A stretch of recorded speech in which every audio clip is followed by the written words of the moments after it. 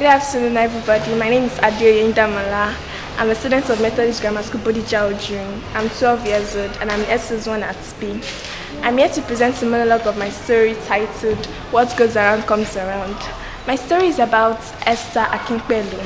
She was the only daughter of Mr. and Mrs. Akinpelu. They had her after 8 years of barrenness. So when she came, it was a blessing to them.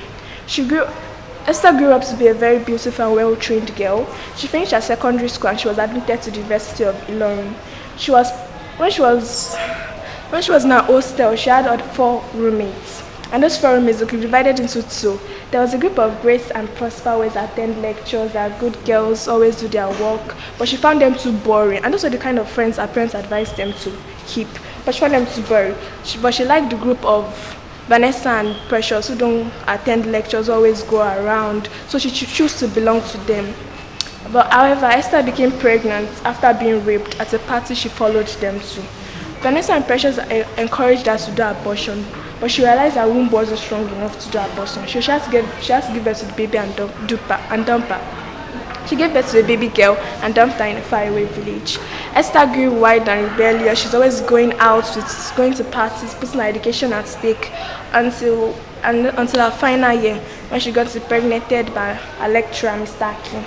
She was scared of breaking the news to Vanessa, but in the end she told her and they decided to do abortion, but she reminded her that she could lose her life if she did abortion. So she had to give birth to the baby, and it was also a baby girl. The first baby that she dumped in a faraway village was adopted by a poor couple, Mr. and Mrs. Adeoye. Mr. Adeoye was a farmer while his wife was a trader. When they saw the baby, they took care of her and they named her Happiness because she brought happiness to their lives. While the second baby was adopted by a rich couple, Mr. and Mrs. Obi. Mr. and Mrs. Obi, they took care of the baby and was named Mary. Mary grew up with a silver spoon in her mouth. She was given everything she desired until she was over pampered and she became spoilt and rude. Mary and Happiness happened to be in the same school and be in the same class. Mary was always jealous of Happiness because she was the most brilliant girl in the class and all the teachers loved her. Mary had tried many ways to hurt Happiness, but Happiness always concentrates on her education and prayed to God. This continued until the SS3, until they had to write their WAEC examination. Happiness prepared well and she passed the examination, but all Mary could do was just to chew the edge of her pen throughout the examination. As the holidays began, Happiness didn't know what to do because she was now the only one in this big world. Mr. and Mrs. Adeoye, who adopted her, were now dead and she needed money. So she decided to work as a housemaid. That was how Happiness became Mary's housemaid. And Mary was always treating Happiness like her slave.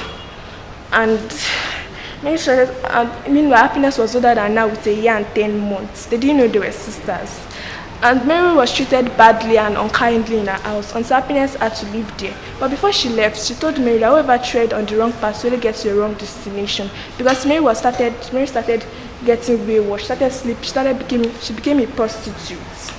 Many years later, Happiness became a doctor. And she built an hospital and named it Happiness and Joy Hospital. She found out about her mother's death from Vanessa, who she met crying in the rain one evening, and how Mary happened to be her sister. So she looked everywhere for Mary. By the time they met, Mary didn't know that was Happiness. She thought she was just a doctor. But when Dr. Happiness revealed herself that was Happiness, her former housemaid, Mary was very shocked and surprised. She said that the girl that she shunned yesterday and called her a nobody is now a helper today, and even her own sister. She couldn't even believe it. She fainted. A few minutes later, when she regained consciousness, Dr. Happiness forgave her and they embraced each other. But Mary was sad because she was now barren. But Dr. Happiness advised her that when there is life, that there is hope, that she should go back to university and continue her schooling.